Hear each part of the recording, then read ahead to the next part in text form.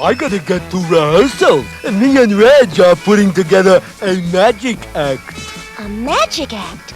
This I have to see. Good evening, ladies and gentlemen. I am the great Reginaldo. May I have a volunteer from the audience? That's you, Moose. Have we ever met before? Sure, Reggie. Lots of times. You're supposed to say no. And now, I will make this man float in midair magically. Abracadabra! He begins to float. I probably shouldn't do this, but I can't resist having a little fun with Reggie. The suckers will really go for this. Time to let Moose back down. I don't believe it.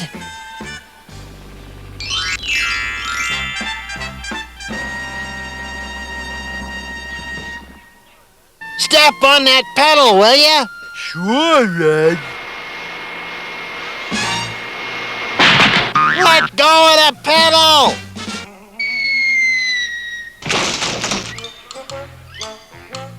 That's it. I'm gonna get myself a new partner. Gosh, the poor baby. Oh, it was all my fault. My big dumb foot hit that pedal too hard. I didn't mean to do it, honest. I wish I knew you wasn't mad. Poor Moose. He'll feel guilty the rest of his life. Unless, little bird, open your beak, help Big Moose, and start to speak. Well, if you don't stop blubbering, you're gonna drown me next. You're okay? Well, if you can call standing under a waterfall with one cockamamie wing okay, you're right on the beak. Well, Gosh, did that happen to your wing when you fell out of the tree? no, I always wear it this way. Well, don't you worry. I am going to take you home and take care of you till you're better. Hey, wait a minute. How come you can talk? You're not a parrot. Big deal. Parrot's not the only bird that can talk, you know. Well, what kind of bird are you? A stool pigeon. Oh. Goodness, what do I do now? If I take the bird's voice away again, Moose will be sick with disappointment. You know, I gotta admit, you did a pretty good job of fixing my wing. Yeah, but I want to keep you with me till it's good enough to fly with. That's why I'm taking you to school. I know. I'm gonna put you in my shirt pocket so nobody knows you're there. All right, it's time for science and health. Moose, can you tell me the proper nutritional breakfast to start off the day with? 2 juicy worms, a half an ounce of birdseed, and a couple of slurps of rainwater. Ugh, that's awful, Moose. Take yourself down and see Mr. Weatherby. That was a terrible thing you did, Moose, giving Miss Grundy that dreadful answer. Yes, sir. I guess I was really wrong. To coin a phrase, you're not just whistling Dixie, Moose.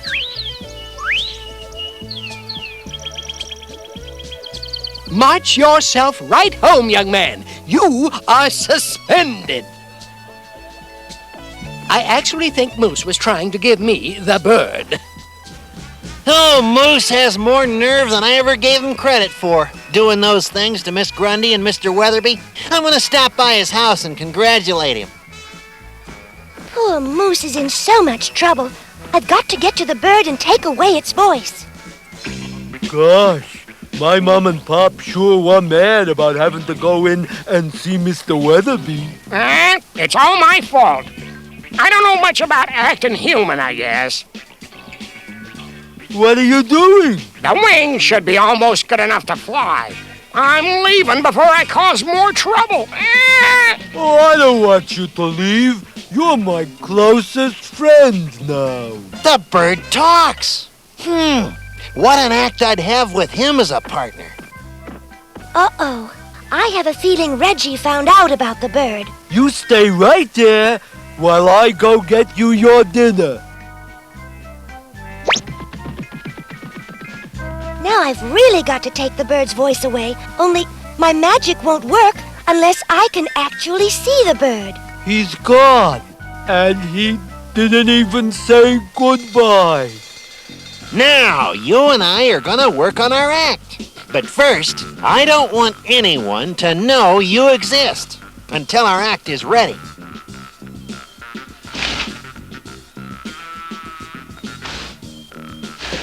I'll never see the bird this way.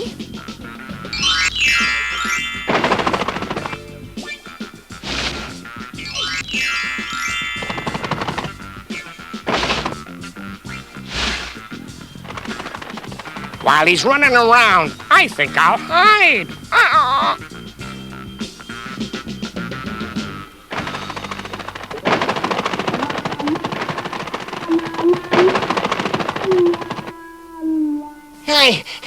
I can't move another inch. Now, to reverse my spell on the bird. Oh, he's gone. Maybe he flew out of one of the windows while I was raising the shades.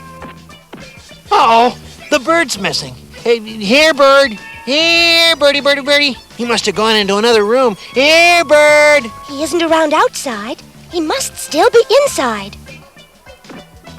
While Reggie's out of the room, I'll look around invisibly. Where are you, bird? You can answer. He's trying to fool me, changing his voice and becoming invisible. I just won't say nothing.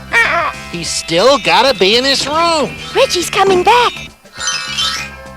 Oh, too bad he decided to take off. Once we unveiled our act, he would have been the richest bird in the world. Just imagine, he would have been able to buy solid gold bird seed and fly south in the winter on an airline. Pull down the shades! Us rich showbiz guys gotta get our privacy. Listen, when we get rich, can I at least buy a bigger cage? Reggie and his talking bird. Goodness! Reggie claims his bird is the only real talking bird in the world. He'll become rich and famous. Reggie's kept the bird hidden until now. I hope I'm not too late. Aren't you going inside, Moose? Nah, who cares about a talking bird? Especially one who left without saying goodbye to join Reggie and be rich and famous. And now, the greatest act in show business, Reggie and his talking bird.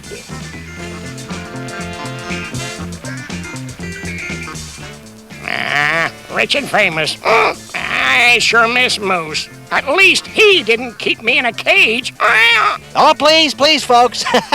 Don't rush up on the stage to get my autograph until the act is over.